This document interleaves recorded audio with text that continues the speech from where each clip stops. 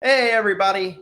Welcome to Couch Dimension, our video games podcast where we're talking about video games and video game news through a legal, developer, and player lens. I'm Tiny Big Dude, joined as always by my co-hosts, Captain and Red. And Red. What the Red is suffering from a little... What the hell are you people doing?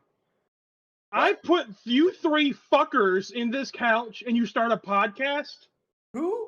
I left you all these books to learn from.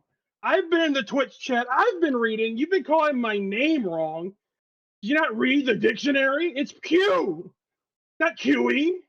Oh my God! A small Australian dog. Michael, how have you come from the Twitch chat into our chat? It's magic, you stupid bastard. Are you some kind of wizard? Yes, I'm Michael Q, the Wizard Blue. Now, if you don't mind, let me finish this Mr. Beast Feastable. Hey guys, what's going on? How's that taste, Michael Q? Does it taste like austerity? It feels like I might have Crohn's for the next 1 hour and 15 minutes, so that might calm me down for this show.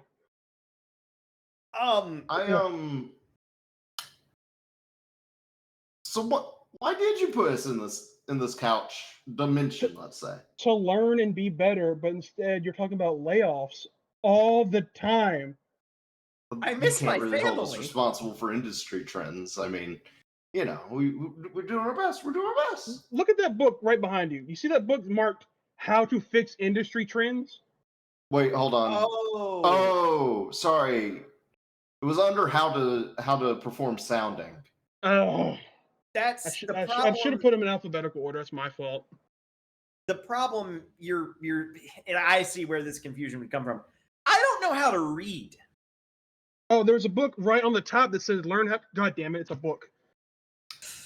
See, that's how they get you. That's how they get you. Well, so can we us out of the dimension? No. Well, in improv we call that no. Do you at least want to, I don't know, stick around and do the show with us? Maybe spending some time with us, you'll develop a little empathy for trapping us here, and you know, we can talk, we can negotiate our way out of this position. I'm just gonna sit here and watch and see what happens, and if I like it, I might give you. I don't know. We'll see. Just start the show as normal. Pretend I'm not here. Unless you throw a question my way, in which case I will gladly input. But I don't. It's your show. Your show. Well, feel free. I mean, I see you as almost the father of this show, the grand architect, as the magic man himself. So feel free to interject at any time and let us know your thoughts as an all-powerful wizard who has trapped us here. Do we know he's all-powerful? What kind of magic do you practice? Can you fix internet? It's mostly just internet fixing. Well, that might come in handy. Well, we've got a great show for everybody today. And I'd like to welcome Michael Q, the Wizard Blue. And I would like to just go ahead and throw out a disclaimer at the outset. We are experiencing a little inclement weather, and Red, who buys his internet directly from Elon Musk, might have some connection problems, but we're going to hope that doesn't happen. But if Red suddenly cuts, you know what happened. So let's get into the first story. This first story comes to us from Wesley Yin Poole at IGN. So, do you guys remember Embracer Group? You might remember. I cannot forget Embracer Group. We talked about them back on episode 8. They're an investment firm who got duped by Saudi Arabia and is now in financial turmoil. They're being forced to shutter studios and sell off IPs at fire sale prices. Well, this is how we think different. This is how we get that grind set, gentlemen, because we should just follow the example of Embracer CEO Lars Wingefors. I think I'm saying that right. He's used his big old brain to dream up a great way to make more money while still mismanaging the hell out of video game studios. And what is that genius plan? That's right. raising the price of games above the $70 industry standard introduced in 2020. Fucking genius. Are Well, Wingafores that's kinda those little harkens- cakes? What? Wingafores are those things on the What? side of planes. Oh, okay. Wingafores is what they sell at Buffalo Wild Wings. No, that's Mm. Buffalo Wild Wingafores.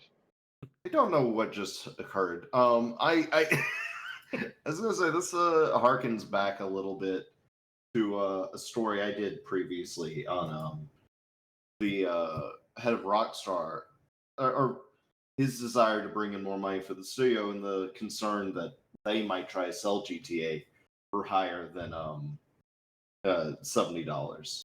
Well, it's funny that you mentioned that because we're going to see that actually plays a bit of a role in this story. So, Wing of Force has managed to couch the discussion of making us, the consumers, pay for his failures of leadership by couching the conversation in terms of business imperative. According to That's him, fine. couching. Yeah. Not everything's sometimes language, things just have two meanings. Not everything's a pun. You know what? That reminds. You're right. Reminds me that Led Zeppelin song taught me that lesson. I don't know what you mean. Sometimes words have two meanings. Never mind. Fuck. Sometimes you black dog. I was making a Stairway to Heaven joke. Oh, I'm sorry. I'm sorry to reference. Sorry that I have forgotten the lyrics to Stairway to Heaven. Yeah, just keep going. Just keep going. No, I think we should really stop here. I think we should grind the show to a halt. But anyways, I'm going to punch you in the throat. the price of new games has remained static at $60 or at $70, apologies, while inflation has risen sharply since 2020. That thereby lowers the margin on game development.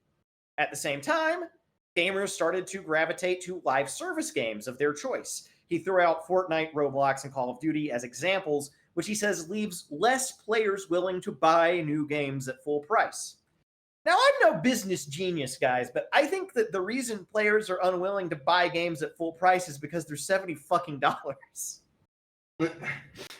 Yeah. Because Just look at the games that are super successful right now. They are not $70. exactly, like I picked up Helldivers 2 because I was like, hell yeah, new game for $40. I will do that. And so I don't know. I think that logic is sort of faulty, to say the least. I'm going to fight back on you a little bit. Okay. I think games have been raising to 70 fully makes sense for a lot of the big games. And I know people will gravitate to the free-to-play games, but even something like Helldivers 2 was $40. But how many people spent that extra $30 to buy those 3 passes that were already out with it, equaling $70 already? Now, I do agree with you there, and people have bought the passes that have come out since. I guess my biggest pushback here is just the idea that people aren't buying games because they're playing the live service games, right? Yeah, that fully tracks as well. But there are some games that I paid $60 or $70 for. I probably would have paid more for, which is not a nice thing to say, because there are some games that are well worth more than $70. Well, Now, and he not does all that. games, not most of them.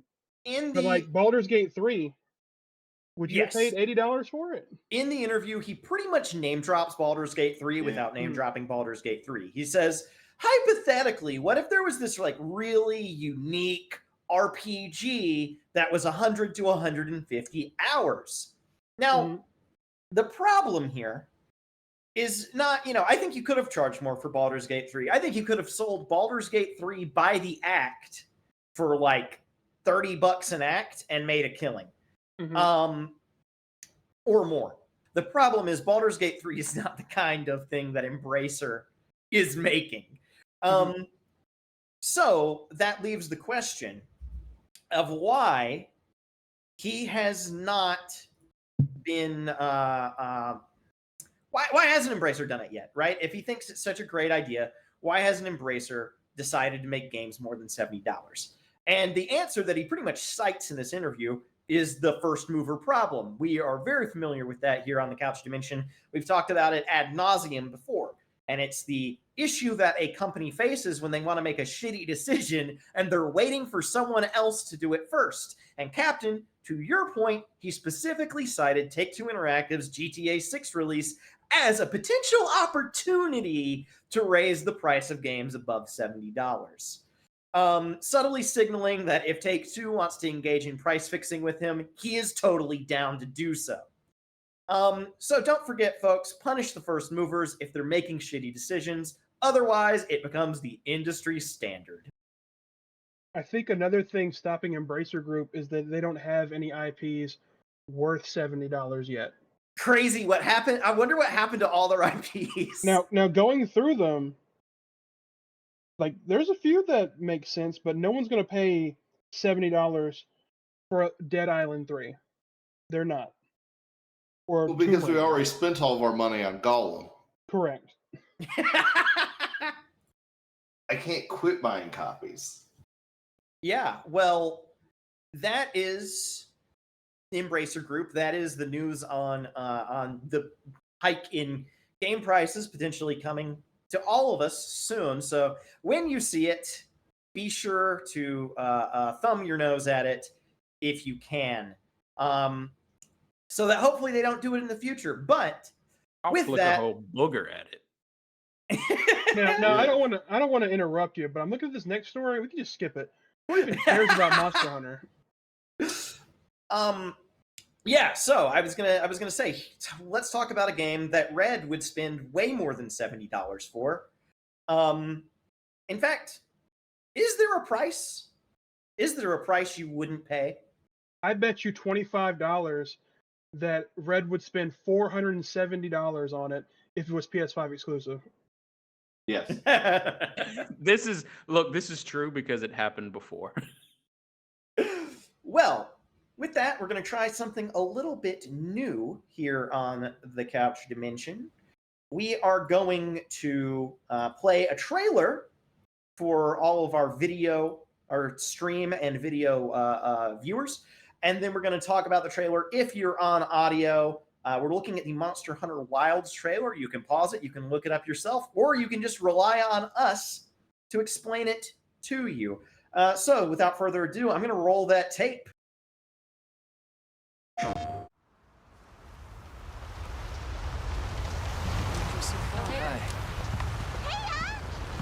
As soon as we find a good spot, we can get things set up and ready to go. And then we can get started. This is gonna be great! You bet. I hope we find them soon.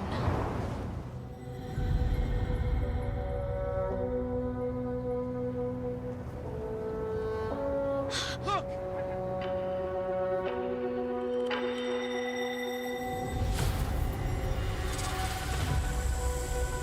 Incredible. I've never heard of a Karatnoth herd this big before. One of them's got big spikes on its back.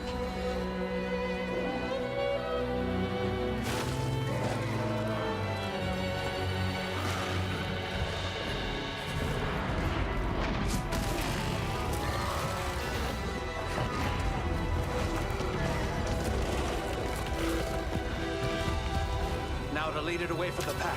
We'll make for the desert. Right.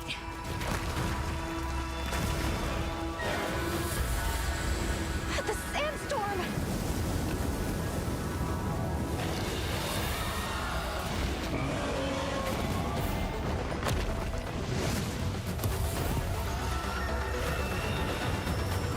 Now commencing the hunt by order of the guild.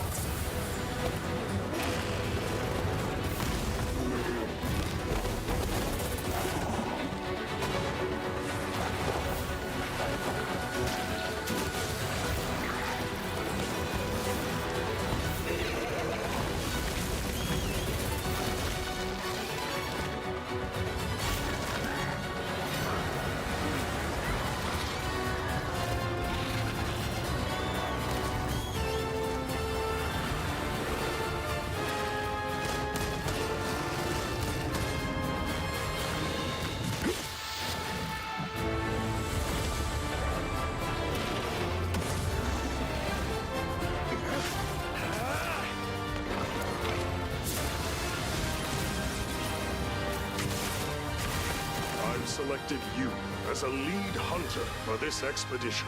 Thank you, sir.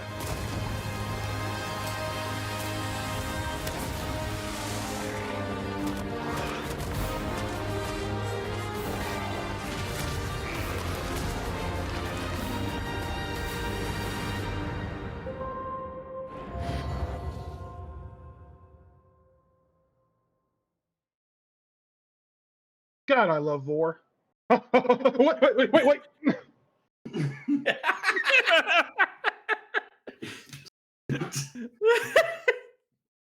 Okay, caught me off guard. Damn you, wizard. So yeah, that was the Monster Hunter Wilds trailer. I'm sure everybody in the chat has already watched it 18,000 times already. But there's some new stuff going on there, and let's just kind of take it from the top. And I'm going to start with stuff from the story, and anything not from the trailer I did pull from the Monster Hunter website. So Palicos have voice lines now. They've always had dialogue or chat before, but they never had voice lines. So this is new, and people are going to have mixed feelings on it. But it looks like this game's going to be like World, so we'll probably have the single Palico and upgrade it via just directly by unlocking weapons, items, etc., instead of having to do in Rise where you had to specifically train the perfect Palico. I think this will be better off for most audiences. But also the Hunter talks. The Hunter also has voice lines, which in the trailer, the Hunter is the male in the long coat and the white shirt, and they are the one in the flashback sequence. There was some confusion. They thought that a lot of people thought that was somebody else in the flashback sequence with the white shirt. That's the player character. Also, they used to only speak in caveman style with grunts and yelps, but now there's actual voice lines. Rise had voiced attacks, but no voiced cutscene dialogue. So that's also new here. So I don't know that that's also going to have mixed reactions because people want to be in self inserts, but I think it's going to work out because they'll probably say very non-specific things. But what was interesting to me is that the blonde female character the website identifies as Gemma with the exposed midriff. She's the smithy. My wife. Your wife.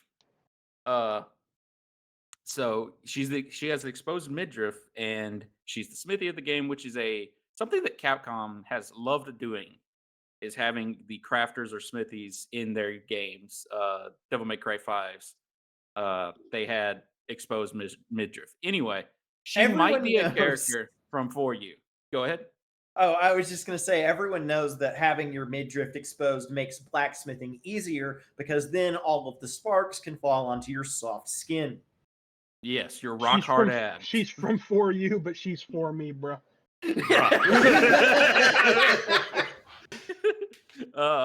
I'm glad you waited till now because she was a child. Anyway. Uh-oh. I don't like implying he would have said that when she was a child. In previous games, the character in 4U was Little Miss Forge. In the previous game, this character was a human child, joined your team of hunters to help traveling who worked with you. And there's a lot of the same design cues here. Overalls with the shoulder parts down, blonde hair, blue eyes. The jacket looks a lot like the old man character from 4U. And the stuffed monster on her hip that looks like a chicken with a bad underbite is a Yankaku, which is a bug-eating monster that the quest giver makes stuff versions of in artwork from 4U. The Yankaku stuff being there makes me hope there's a Yankaku early in the game because it is one of the, to me, a fun intro monster, like early fight. The other girl is Alma, the new handler, and the young boy's Nata, and the website only says he's mysterious. That's all you get. Well, that makes him pretty mysterious. So tell me, right? I've only ever played World, and I intend on playing Rise. So you're talking about these characters from 4U. I'm assuming that is the game before World. Sort of. In a way, all of them were before World. Well, World sends us to a new continent. So my question is just, does 4U take place on the old continent? Presumably there's an old world if we're going to the new one. Yeah. You just opened up my can of worms. So all of the older games. I don't want to eat worms. You're going to. Monster Hunter 2, 3, 4, all of those take place in the old world.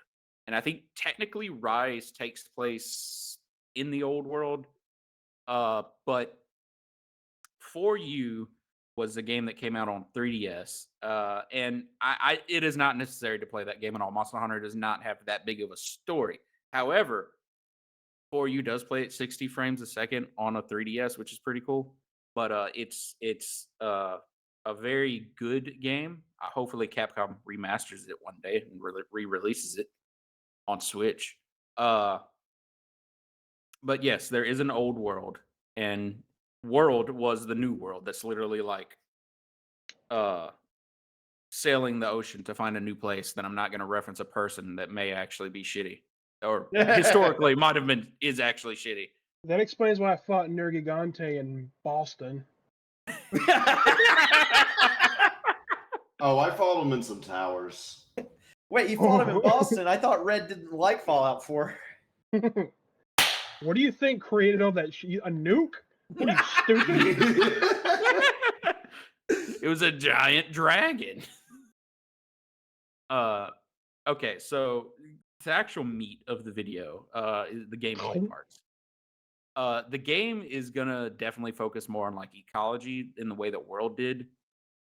Just to quickly give you the two boats. World was a lot about the environment, ecology, small monsters, what's going on in the world. Rise went back to just hunter v monster action. It was about getting to the monster as quick as possible and fighting it.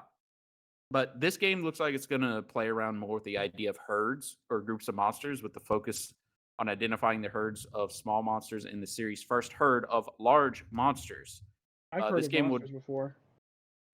This game would definitely be picking up design-wise where World left off. This is how World felt. World was about feeling the hunt in a lived-in, feeling like you hunt in a lived-in space. The website also specifies that each hunting locale, the unique maps, will also have two dynamically changing identities: a vibrant and lush version and a harsh and violent version. So we're basically if there's a map, you're going to get another version of it. This also confirms the game probably won't be completely open world like some had speculated. I wouldn't take that to mean there won't be open world elements. Like you would be able to, if you're doing an expedition and a monster shows up, you're supposed to be able to freely roll into a quest for that monster mid-expedition if you encounter it. It would be neat. But by the way, the large herd monsters are ugly. They're called the Doshuguma. Probably not going to pronounce that right. They look like a Saint Bernard that is rolled in mud and viscera with a face only a mother could love. Did you just say Dragon of Dojima, dude? Yes. The trailer shows the ability to separate a specific target of the herd from the rest of the pack for easier hunting.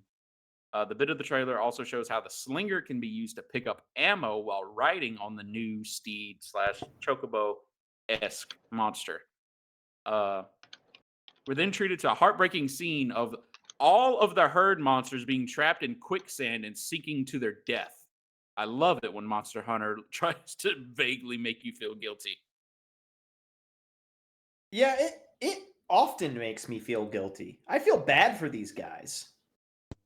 I don't want to kill Nergigante, I want to kiss him. Yeah.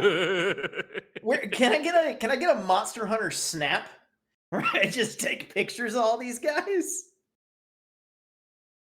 That's actually not a bad idea. Let me consult Mr. Nintendo.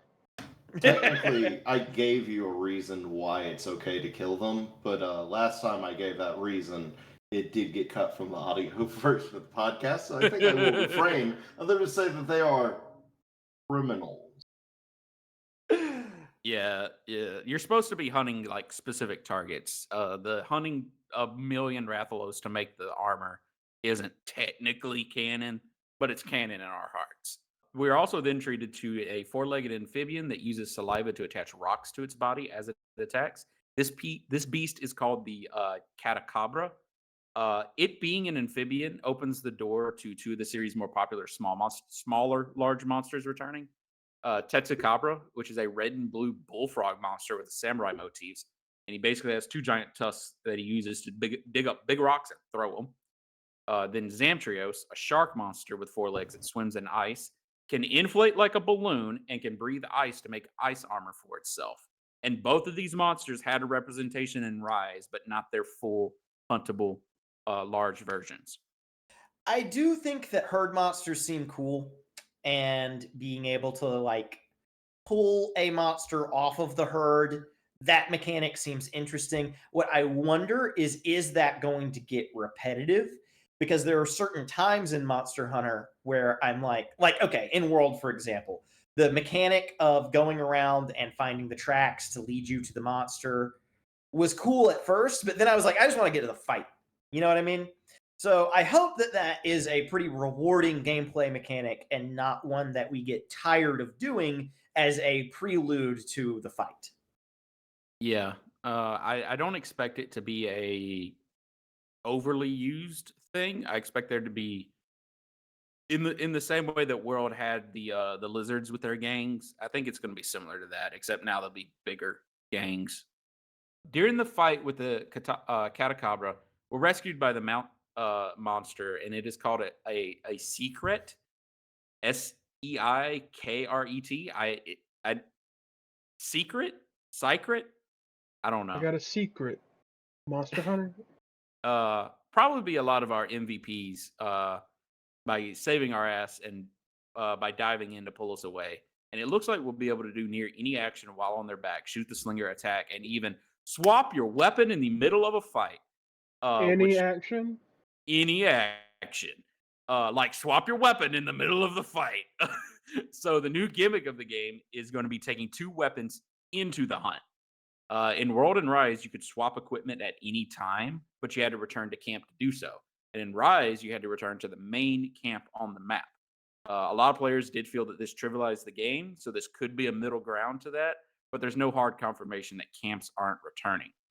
In the trailer, the hunter swaps from a heavy bowgun, a ranged weapon, to a greatsword, a melee weapon. And the thing about Monster Hunter is that the armor you wear gives you skills, and some skills are weapon specific, like the focus skill, which decreases the time it takes to do charge attacks. This skill is good on greatsword, but doesn't help with bow guns.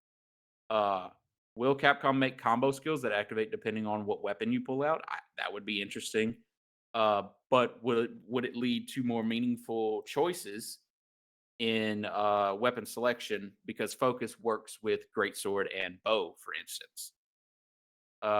It could also be a way that the devs limit us in key hunts or fights by taking that feature away, by taking the secret away.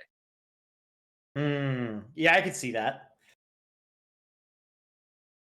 Like oh no, your weapon is falling off of your back and now you just have the one kind of thing. But I could see potential like class building around that weapon mechanic. Yeah. I'm looking forward to it. There's also a new focus mode. Trailer shows this when the hunter changes their stance while holding the greatsword. This is going to be like, I guess, replacing the kind of fancy attacks we had in Rise. It's going to allow you to aim attacks and guards, pinpoint weaknesses, and make it easier for players of all stripes to get in on the hunting action. That's verbatim from the website. I don't know if that means accessibility or if I'm misunderstanding the wording, because there's very specific attacks that can only be performed in this mode. Interesting. I don't know.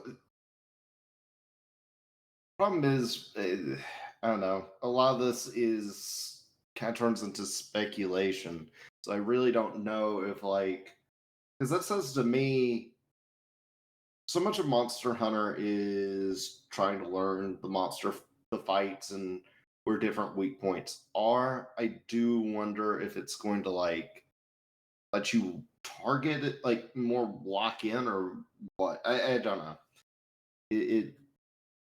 Well, I just my biggest problem is I didn't see anybody pick up 40,000 little birds to get my health up. I will not miss spirit birds. I just really hope that they don't because okay, the focus mode seems interesting. It seems cool. I hope that they don't make the combat more complicated for me, a hammer user that just likes to smash. If you know Well, what I mean. if you like smashing in Monster Hunter, do I have the website for you, my friend? I can send you that mod collection again. I'll help. I don't Who want no likes to module smash being on. things with a hammer, not any Boy, other thing. do I Yeah, have boy, a do we have some mods website for you. God damn it. So let's move out of speculation. I just want to ask a question. What weapons do y'all think you will main, I guess, going Block. through the story of this game? Dual blades is so far maybe one of the ones I've barely used. So it might be time for me to use dual blades through a story. But greatsword's always going to be my fallback. I do think that having the flexibility and versatility to swap mid-match is going to make it a lot easier for me to try new weapons, which is cool. Because like the thing about hammer is that what if I go in and I am not good at the thing that I picked, right? Yeah, Especially in a having- group setting, if you're shitting the bed, nobody likes that. So it's like there's kind of this pressure on me. I need to use my hammer. I need to use the thing that I can bonk good with. So I think that it's going to be cool being able to switch between the two because I'll be able to learn new weapons, and if it's not going well, I can just swap right back to hammer and get to pounding. Should have thought about that word choice better, but it came out of my mouth. Well, have we got some mods for you? Anyways, I do kind of wonder, like, a lot of games, you have here's a new ability or a new power, new mechanics, and it is not a gift, it is a punishment. They will expect you to get better with that and will add more mechanics to fights that result in you needing to engage with that system.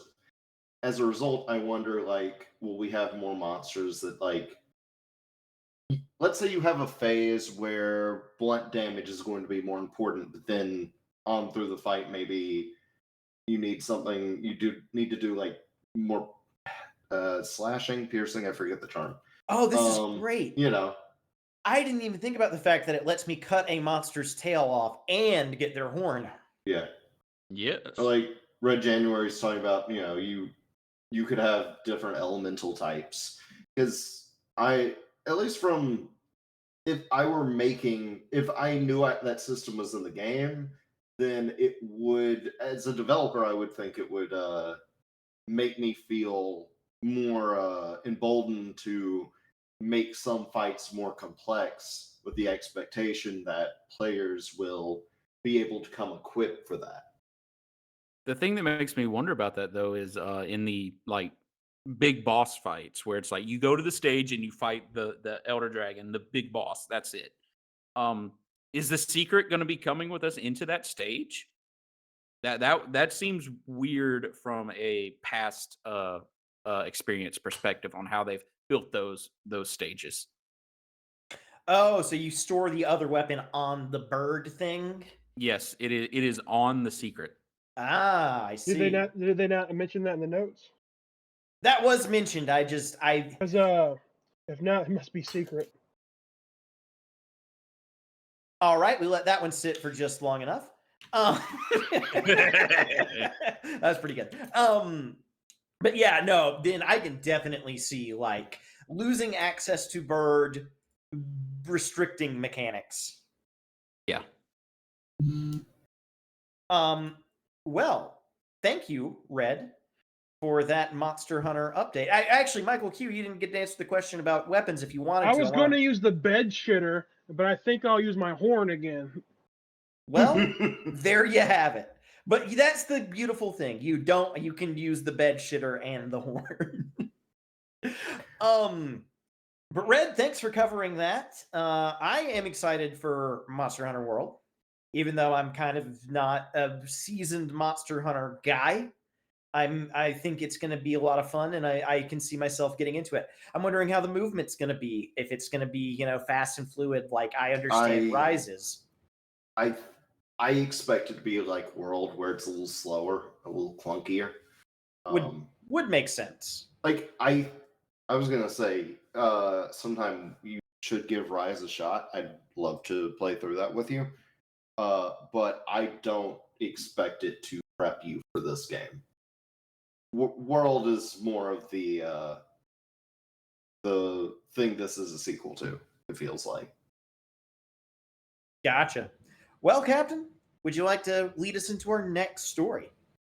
Yeah, so we did, I believe you had the trailer queued up. We've got another trailer has hit the towers, boys. We're going to be talking about I'm sure Sony will appreciate this. Yes. Not going to get copyright struck for saying that. So yeah, we've got another trailer we want to show, and then we're going to talk about it a little bit. For the record, I do want to throw out there before I forget, both of these trailers came from the Sony event that happened this week, the State of Play. We are going to be doing a special bonus stream of just State of Play trailers and our thoughts on them tomorrow at 9 o'clock Central Time. So 9 p.m. that is. Okay, We're not waking up for this shit. But yeah, if you want to come watch some trailers with us and hear our thoughts on them, we're going to be doing that then. And this is kind of a taste of what that's going to be like. So yeah, going to roll tape on Astro Bot.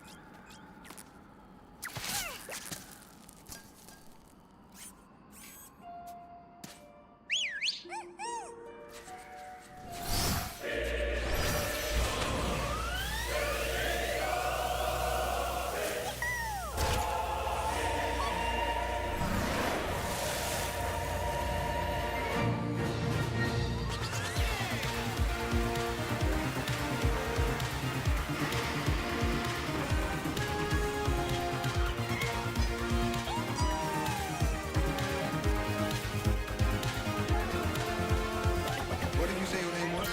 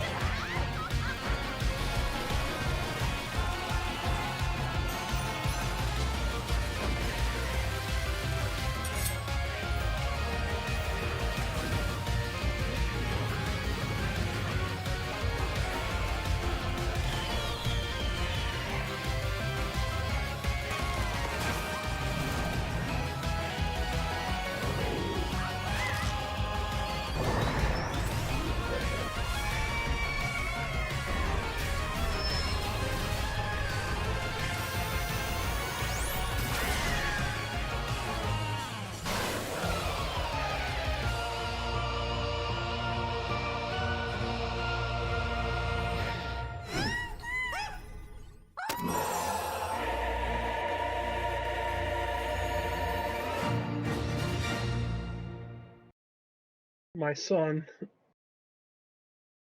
All right, Captain. Well, you put that on the rundown. You want to tell us a little about it? So it is a sequel. I guess sequel's the right term to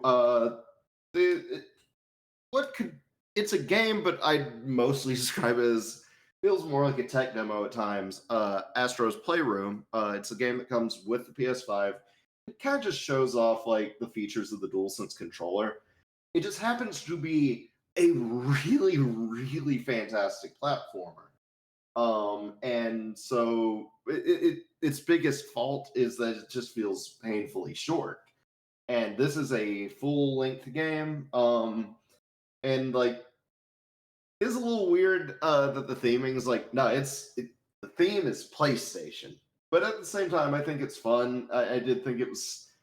I didn't notice when I previously watched that trailer. Like they're all the bots towards the end were on flying on different PlayStation consoles and peripherals. Astro's that's- gonna say Astro's gonna save Parappa because Sony won't. Yeah. Yeah, Like, the first thing that stuck out to me about that trailer was the music of if you can't tell, he's saying "I am Astro Bot." Those are the lyrics to the Astro Bot song. And then I noticed when it showed Parappa started saying it, and I was like, "Hell." I think it has a lot of personality. I'm looking forward to it, and as a big fan of Little Big Planet, I'm sad that it's gone. And I think that Sony, like, I do think it's. I don't know that I'd say it's needed, but like to have a cute kid friendly mascot that happens to exist in the platformer realm like Mario. It's a good mascot decision for them. It's a pretty decent. I think Astrobot's a good successor to like Sackboy. I'm still very sad that I hear that last Little Big Planet game, like that platformer, is fun, but it doesn't have like level creation feature. Yeah, Not which that is this sort of will what that have it, game but was it- all about. Yeah. Like, it's not to say that this will have any. It's just that with Little Big Planet now, it feels a little tainted because you took a thing away from me. Right, Yeah, right. Sackboy's Big Astrobot doesn't Adventure. have that baggage. So, Sackboy's Big Adventure was closer to like Mario 3D World yeah. than Which an I actual do 2D need game. to sit down and actually play through it. But, Would I was you- kind of put off by it not having the creation features. Would Anyways, you that's rather? all aside. Would you rather? This is just off the dome. Would you rather have a platformer, Little Big Planet style, where they take a feature away, like creation, or would you rather have a platformer where they add a useless and unnecessary feature and build the whole game around it, like Banjo-Kazooie Nuts and Bolts? Oh. Well, see, that second game doesn't exist, so. So you are asking if I want the series to live on, but robbed of its identity, or to partially have its identity. I mean, I guess partial. I prefer it having the partial identity Let like, me it call up sucks an that it- average Assassin's Creed fan. because Nuts and Bolts is truly like, oh no, you ripped most of the platforming out of this. Where at least like Sackboy's Big Adventure, like it might not be what I wanted, but it is a platformer with Sackboy, so it's not. And it is like Michael said, kind of a 3D-ish, 3D land, 3D world style game, where Little Big Planet was a side scroller, but that's fine. That doesn't bother me. To answer your Sackboy's- question, no, I don't want Nuts and Bolts again. No Sackboy's one will biggest- buy. I invested back in 2010. I invested all of my money, and I didn't have very much at the time because I was 15, I think, into copies of Banjo-Kazooie Nuts and Bolts. I can't unload the things. I can't. I've lost so much on this. I mean, we're starting to hit that era of people looking back and saying, it was a decent game. It's just not a good Banjo-Kazooie game. More and more, so you might be able to unload those. Yeah, if copies anybody eventually. wants a copy of Banjo-Kazooie Nuts and Bolts, hit me Just up. hopefully it's not like on Game Pass or anything, or you could end up That'd in be a lot of tragic. trouble. Yeah, no, but I think you're good. I did want to say, actually, I did remember there is a Little Big Planet racing game. Oh yeah, I remember Well- being really hyped for that and then never playing it. No, what you're thinking of was not that, because we didn't get it because it wasn't very good. Yeah, you're we thinking of had Mod was Nation Mod Racers. Nation Racers, Ah. which was pretty cool. I really like that one. I didn't play it as much as I want to, but yeah, we're getting off track. Guys, Point is, I love Astro Bot so much. I love like cute mascot platformer things. It's I don't know. I love my serious games. I love my games with grimmer plots and stuff, but I do enjoy a cute platformer. And if only there was some way to indicate that dichotomy of my character in this podcast, but there isn't anything to convey I like both those things. Yep, that's why I've been shopping around for a while, but have had no bites on Yoshi Dark Souls. So let's talk about death. You guys want to talk about death? We're talking about grim, dark games. Let's talk about dying. It's going to happen to everybody. I hate to break it to you. If you're listening to this right now, me, you, everybody you know, one day we're all going to be dead. I mean, some of us are going to die sooner than later if we don't get let out of this dimension. That is true. Wah. And in the wake of our deaths, there is often serious business that has to be sorted out. Thank you for dropping that sound effect.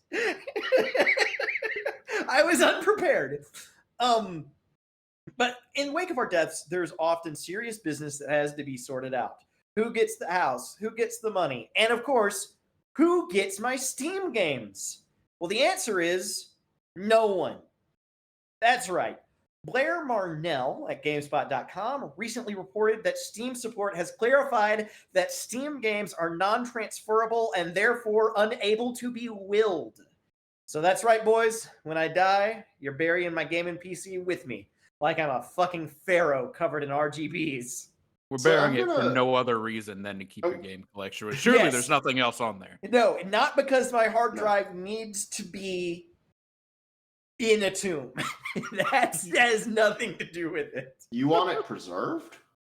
Well, that's the Because- thing, is that if we go by the ancient Egyptian belief, right, that sort of the things in your tomb take on a essence in the world of the afterlife, and therefore the grapes that they leave with you become afterlife grapes that you can eat. I am going to need that hard drive. For what? The January says you were talking about smashing monsters earlier. You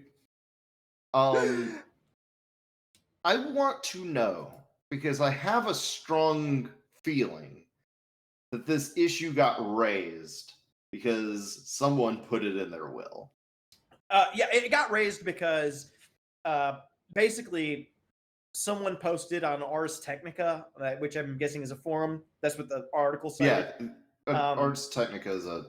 And they posted the reply Steam support tech gave website. them, and I'm guessing they were asking because they were planning they were doing estate planning, and they were like, "Wait, can I do this?" And the answer was no, you cannot. Terrible.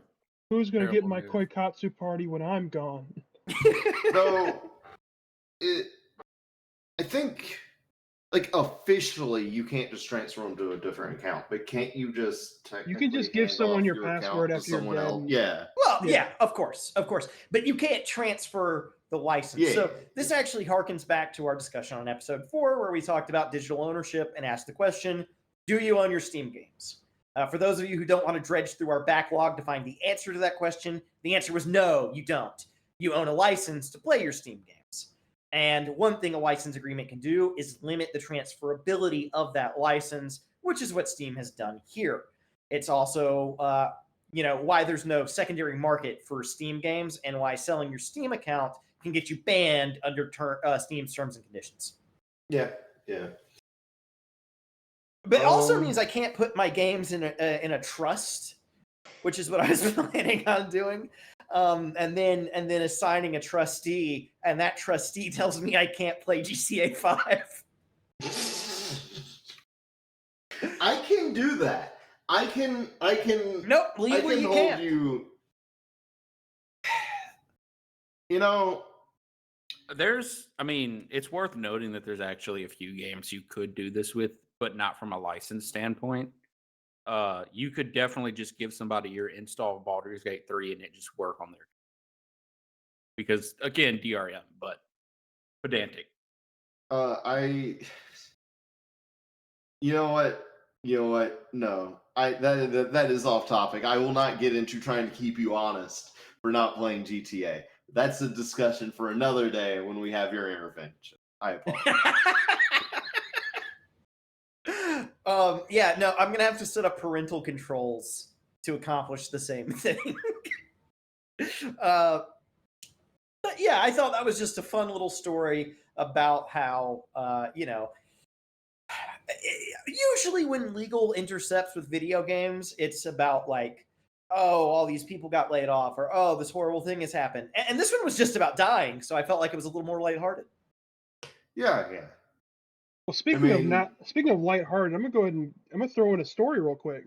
All right. About Surprise, Michael Q's story about digital ownership. Okay. I'm a big Marvel snaphead, you see. And recently, they had a $100 bundle with a special Gambit and Shadow King. Now, it's $100 for 2 variants and some credit or whatever. That's all fine to get those whales, but the artist for the Gambit allegedly, I think, either did some white supremacist or just some really bad stuff. So they took away everyone's variant if they bought it and replaced it with another variant. And, and as far as we can tell, they're not giving them their $100 back. Oh man. Yeah, no, that's fucked up. Because you paid explicitly for that variant. If they take that away, or to just replace it, like completely misses the point of why you bought it. That at the very least should have been a refund. The night it was discovered, they're going to give them like 1,200 gold, but if they're lucky, hopefully they get their $100 back and that, because it's a messed up situation. Yeah, no, you don't. And the art they're getting is a nice looking art. It's Gambit in that Wolverine position where he's looking at a photo. So most people are saying he's just looking at the photo he used to be. But look, that's not terrible. Just here's the thing. It's not what you paid for. Yeah, for $100, I'd be quite upset. The night that Chris Benoit was supposed to wrestle but had killed his family the previous day, they still held the matches. They didn't say, "Oh, sorry, no refunds, no show." Right? You still saw wrestling. Yeah, hopefully it wasn't like a tribute episode for him or anything. Yeah, that would be awkward. That would be tragic, and it would be even worse if Vince McMahon has spent years trying to scrub it from the internet. I'm glad we found a way to transition from the idea of death to another digital ownership story, and then straight into family annihilators. That was cool. Family annihilators and a man that has a 1-0 record over God himself. Well, if you want to talk about things that will annihilate a family, by which I mean make you disappear or never spend time with them again, how about you tell us about PSVR 2? Okay, so during the state of play, or in addition to it, we got news that PSVR 2 will be getting a adapter that will allow it to work with your PC. And praise Jesus. Yes. So I think for one, we can kind of take a note of Sony keeps doubling down on like PC compatibility, but also, and more importantly, not more importantly. First, I should say, I think it's also PSVR is. People have been a little concerned that it's dead. It did get some new game announcements, so we're not quite there yet. I think it's going to revitalize it quite a bit because I was going to say, most importantly to people like me and Michael, the value proposition is now at a point of like, yeah, I will get it. Now I want to get the thing because before I just couldn't justify the purchase because there's a very limited amount of PSVR games. There are some really good ones I've been wanting to play, but it's a lot of money. But if I can also use it on my PC, okay, here we go, because it's a actually very very good VR headset. So Yeah, my Quest 2 is starting to show its age, and if they let me use the PSVR 2 without owning a PS5, I might replace it with one, to be honest, because it's a good piece of hardware. I don't think it's going to require it. So Yeah, and it was smart to do this because let's be honest, the VR market is currently a market for enthusiasts, right? It's not a market for the general public, and your enthusiasts are on gaming PCs, generally speaking. If I'm going to spend that much money on a VR headset, I already have a computer that costs more. It's, I think, typically the metric to go by. I'm hoping this, well, because if this puts more life into PSVR, there's a hope of we will see more PSVR games for the PlayStation as well. Because if it does better, people will be more willing to make more games for it. I'm hoping there's a good feedback effect. You mean games like Skydance's Behemoth, the hand-to-hand combat plus Shadow of the Colossus boss battle game? Or Alien Rogue Incursion, an action horror game in the Alien universe that has my attention. Don't read my show notes to me. Well, technically, we will dig deeper on that tomorrow. Yeah, tomorrow, 9 p.m. Central Time. But we're talking about Sony all to stuff. say, they did announce 2 games that I am actually very excited for. That might be the ones that Michael is referring to. Oh, that's right. Guess what? Surprise extra story. Guess what? Here's another one. Damn. PSVR 2 with a $60 adapter is great. It's missing some functions for your PlayStation. Well, that is true. Specific to the PlayStation on your PC. We finally get Half-Life Alyx on it. This is not the way we wanted it. We got it. But today I got an email announcing that Hitman 3 is coming to the Quest 3 exclusively. And Hitman fans know that Hitman 3 VR was a joke because it ran, as the kids say, fucking dog shit. Yeah. And everyone's complaining that it's a Quest 3 exclusive when it's been on PlayStation forever and broken. But real G's don't touch Hitman 3 VR. You might be able to touch it on Quest 3 because it's not made by IO. It's made by the people that made Walking Dead, Saints, and Sinners. Ooh. Which is apparently a very good game. Yeah, that's interesting. It should come out this summer. I think it's like $30, which is a very good thing, despite it just being Hitman 3, not World of Assassination. Red January says you should also talk about how that one Sony rep said they want people to play original IPs on PC, but then want to play the sequel bad enough that they buy a PS5. Yeah, that's been the strategy. Yeah, that is the strategy. And I think, honestly, it's probably worked on at least a few people. Yeah. Not all of them. I know some people are very patient. But if I played Spider-Man on my PC, I probably would have shouted out for a PS5. If I played Monster Hunter World on PC and they announced Wilds as PS5 exclusive, that PS5 bought. Yeah, no, that was the edge I was teetering on. You were edging? Thankfully, don't worry about it. That was the edge I was teetering on, but it's for everything except for Switch. So yeah, Switch would not handle that well. Switch gets Monster Hunter 5U.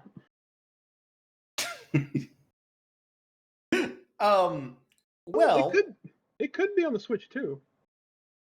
Yeah, it'll be slightly lower in quality, but if anything, get Monster Hunter World for the Switch too, which would be still pretty neat. Well, with that, I want to, I think we've covered a lot of stories, but we did start the show a little bit late, so I want to spend another 10 minutes or so, if possible, talking about what we've been playing lately, and I want to give priority to you, Michael Q, as our guest. What have you been up to? What have you been playing? What games do Wizards have? And all cool stuff like that. I've been playing. I played Animal Well, the game from Big Mode, from Donkey, the YouTuber known as Donkey, and I thought it was a neat little time for $25. I've been playing Thousand Year Door on Switch. It's fine. And I've been playing a lot of Fort Butt. It's hell. I want to get back in there with you actually, because this season looks very fun. Now is the time I've probably recommend Fortnite more than ever because it's fucking chaos and I love it. You can just be chilling and a fucking car will just kill you. It doesn't matter where you are. You could be in the sky, on the ground, in the water. And all of a sudden, you're just a small little family in Ireland, and here comes Simba. Yeah, it really is a lot of vehicle combat, which I don't mind. I think it's been pretty fun. And basically, like, our team's strategy has been to find a vehicle and then mod it out with the grenade launcher and then go to war, man. I've also been trying to play the first 4 Mega Man X's again, and they're still good. I got that Mega Man Mega Man collection on Humble with an Bundle X in it.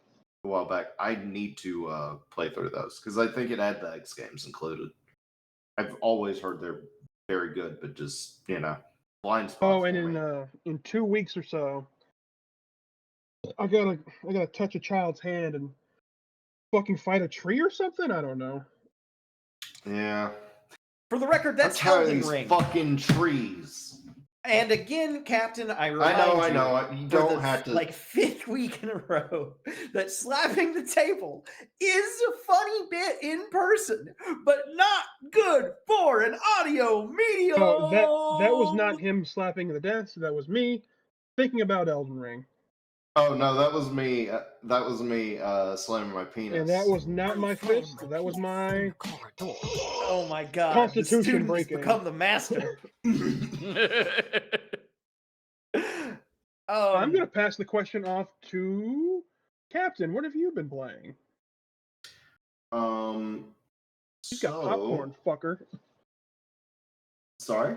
You just got popcorned, fucker. Yeah. Did some Elden Ring. Need to get ready for the DLC. Did some. Been getting back in Fallout 4, and as of today, I'm fucking all in on the final shape. I am really, really, really enjoying it. Not deep in yet, but God, it pops off really well, really early. Red January is asking what build? What build? What build? South Tower. I'm out here rocking Prismatic with Thunder Crash and some Stasis shit, or not Stasis, Strand shit. Prismatic's really neat, and they try to, like, you're gonna unlock parts of it as you go, or extra abilities, but they kind of want to tilt you into. They want you to get an idea of the synergy that's available to you, so the things you start with will synergize well together.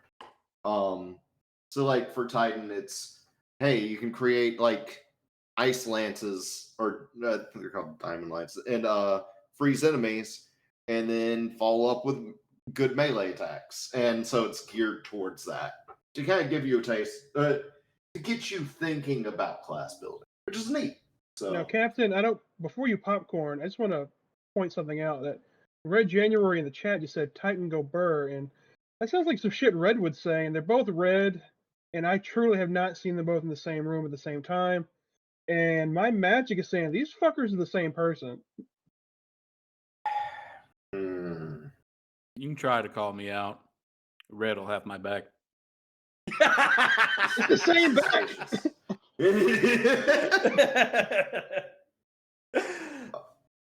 I noticed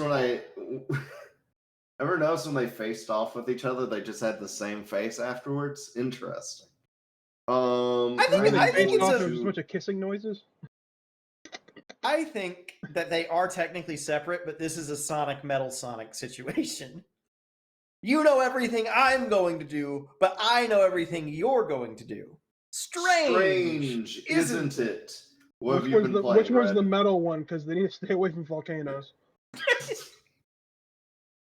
It's also The Red. the one that isn't metal is immune to volcanoes. I don't make the rules. Red January says that you are obviously Metal Sonic, and so it is. Metal Sonic, what have you been playing? Beep beep boop boop. Beep beep boop boop. Oh, No, I've been I didn't playing. know you were in Elder Scrolls Online. I've been playing a little bit of Armored Core since Vati dropped his big video. Just been playing through the story again because it's really fun. And if only there was a co-op mod for my friends on a co-hosted show to play with me. What the fuck is Armored Core? Big robot. Sorry, Final Shape time. Final Shape is I am going down. to be I my am down life. to do Armored Core Seamless Co-op. I think if we do it, we should stream it. We've been talking about it for long enough. I think we should stream it. And I think the people should see how badly I suck at games. Tiny, what game have you been playing this week? Yeah, so I actually, I've been playing all my usual shit. I don't want to bore you, but I did do something interesting this week, and I'm saving this just for the end because there's really no time for me to get into this with any depth. And I saw Godzilla -1, and it was pretty good. Yeah, I will be watching that. You should check out. Godzilla +1. Damn it, what's the name? I really thought you Well, guys you know were going to what? jump down my neck for saying that Godzilla -1 was only pretty good. I really thought I was going to get a reaction from that. Oh, Ray didn't say anything because he came. And now I have to clean up this fucking couch. I It's a did. rental, goddammit. I did watch. Wait, I what will say happens this. when you return the couch? Look, that's Aaron's problem. Who was Aaron? Aaron's the rental store. Oh. Aaron at Aaron's? Come on, I'm Yeah. on the couch and I know that. The tag's right there, to your left. That's a cup But holder. Further left.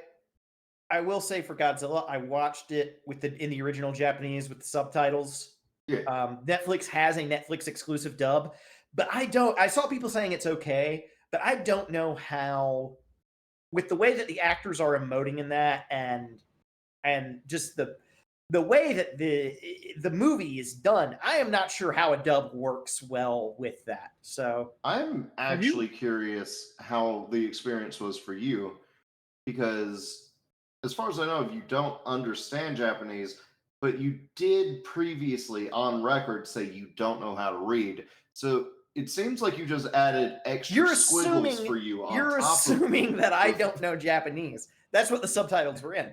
Oh, and- Mitsubishi-kun. Red January. You can read Japanese. You just don't know how to hear it. Precisely. Red January says if you don't have a surround sound system, you didn't truly experience it. I do have a surround sound system. So it was, the sound design was very good. I liked it. It was good. People really made it seem like it was going to be like a life-changing movie. And I don't think it was necessarily that. I do think it was quite good. I liked it better than Oppenheimer. I'll say that. I like that. That was a really cool subtweet you just did at Red. That was interesting. No, that wasn't just Red. That was Red and Michael, who I've never interacted with before. You liked Oppenheimer the prequel more? No,